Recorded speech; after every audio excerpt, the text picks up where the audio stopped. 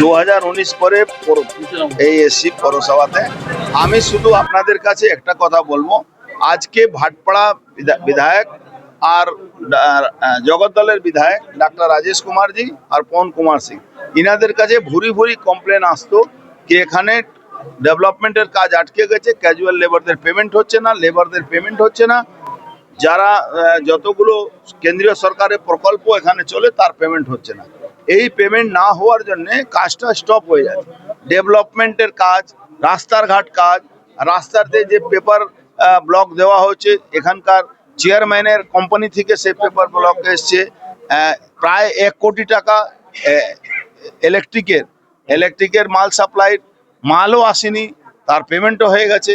জল পাওয়া যাচ্ছে না, ভাটপাড়ার লোকরা জলের জন্য অসুবিধা হচ্ছে। আমরা ডাক্তার রাজেশ কুমারজিকে নিয়ে আমি এখানে উপস্থিত হয়েছি, যেহেতু আমি এখানে পৌরসভাতে 9 বছর চালিয়েছিলাম।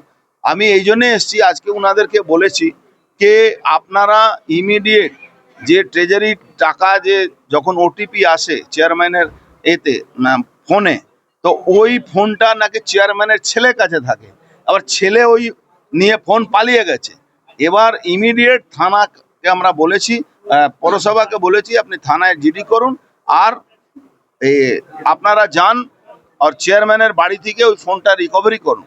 কেন ওই ফোনটা মিউনিসিপ্যালিটি প্রপার্টি, গভর্নমেন্টের প্রপার্টি। তারপরে পেমেন্টের ব্যবস্থা করুন, আর সমস্ত রকম যে দুর্নীতি করা হয়েছে তার তদন্তের জন্য একটা এফআইআর করব আমরা।